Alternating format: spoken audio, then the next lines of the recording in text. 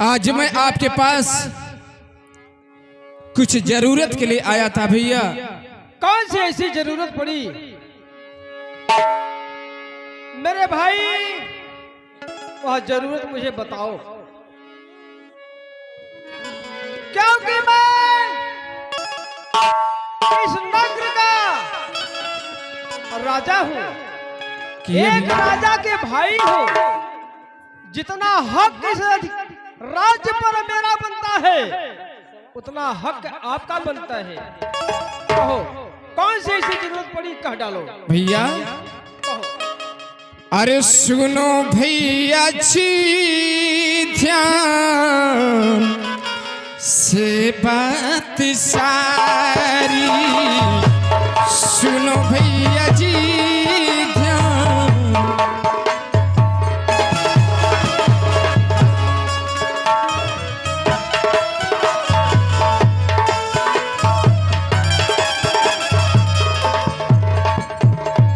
सुनो भैया जी बात, भैया बोलो। सुनो भैया जी ध्यान से बात सारी, करोगे न इनकार आशा है भारी, करोगे न इनकार आशा है भारी।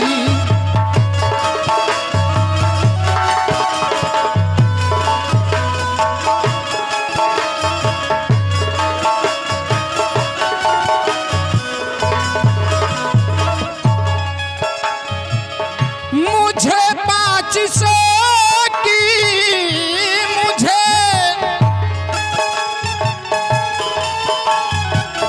मुझे 500 की जरूरत हमारी, करोगे न इनकार आशा है भारी, करोगे न इनकार।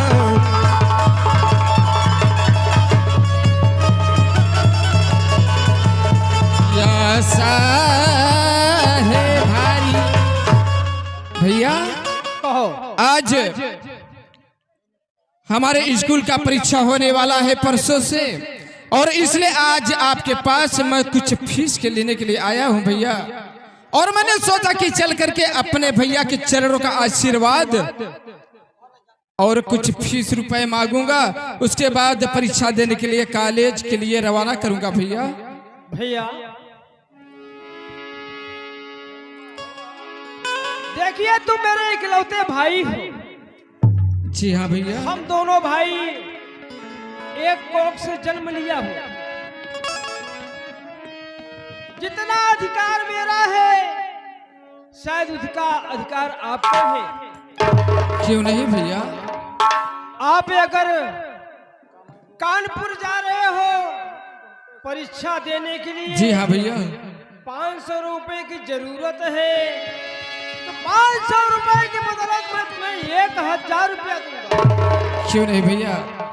लेकिन मेहनत से, लगन से अपनी पढ़ाई करना, ताकि मैं इस नगर का राजा हूं, आप मेरे भाई हो।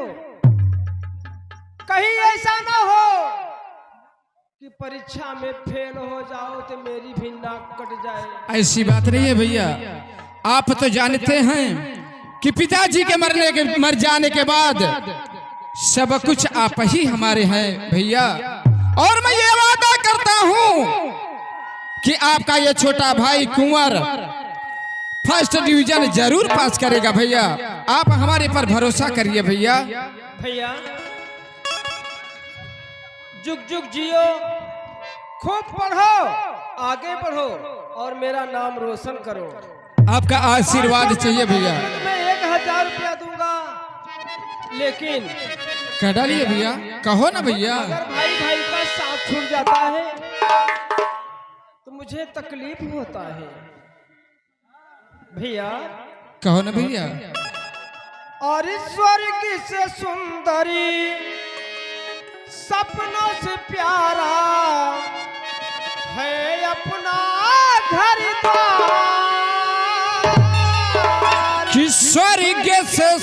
सुंदरी अरे सपनों से प्यारा अरे है अपना घर द्वार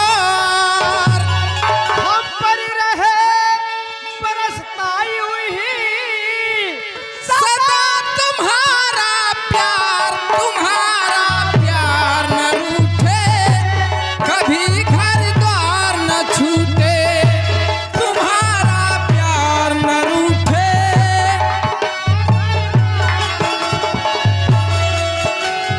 हो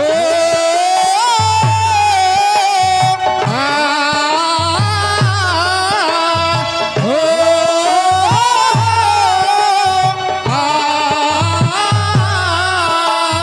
स्वर्ग से सुंदर सपनों से प्यारा है अपना घर द्वार हम पर रहे बरसता यूं ही सदा तुम्हारा प्यार न झूठे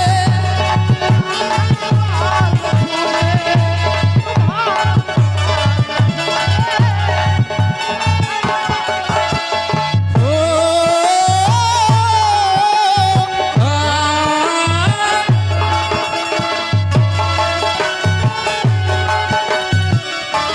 हेलो ए भैया महाराज और कुंवर जी के इस सुंदर भाव विभोर होकर किया गया हमारे बड़े भैया बसहट ग्राम पंचायत के पूर्व सरपंच श्रीमान ईश्वरदीन सरपंच जी आदरणीय बड़े भैया जी की ओर से ये सादर एक चावल पर चलते आते हैं रंगमंच के माध्यम से भैया जी का स्वागत करते हैं।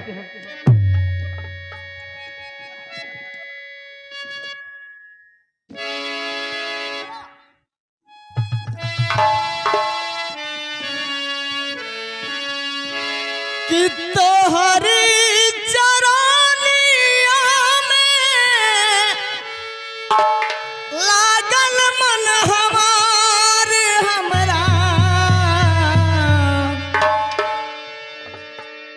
कि तोहरी चरनिया में लागल मन हमार हमरा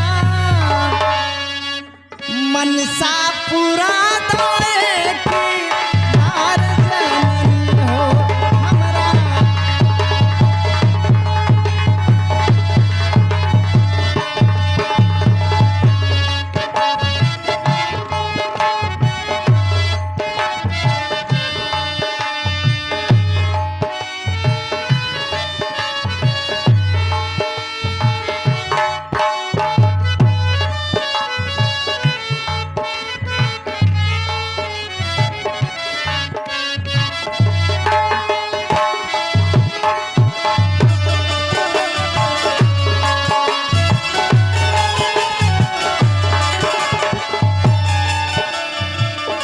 लेके आए आस मैया तोहरी दुआरिया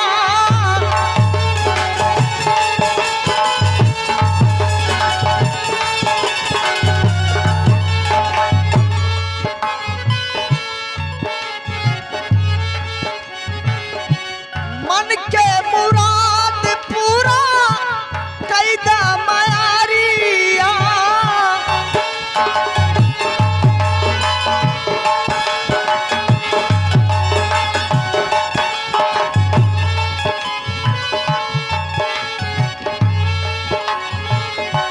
कैदा मायारिया हो कैदा मायारिया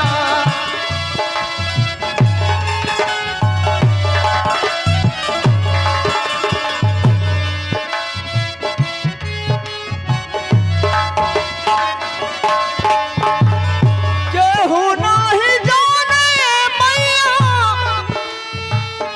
महिमा तोहार हमरा अरे मनसा पूरा दाए के पार जननी हो हमरा मनसा पूरा दाए के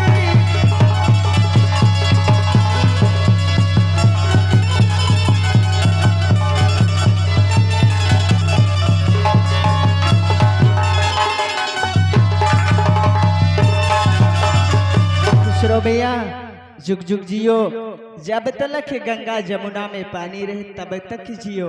धन्य हो राजमाता। राजमाता, इस सेवक के लिए आज्ञा क्या है?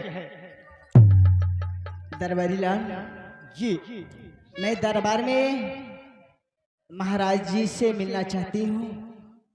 ये बताइए आप इस समय महाराज जी दरबार में हैं या नहीं? हाँ राजमाता, इस समय बड़े सरकार दरबार में उपस्थित हैं। अभी उनसे अनुमति लेकर के अवश्य आपके पास आता हूँ। ठीक है, जाइए।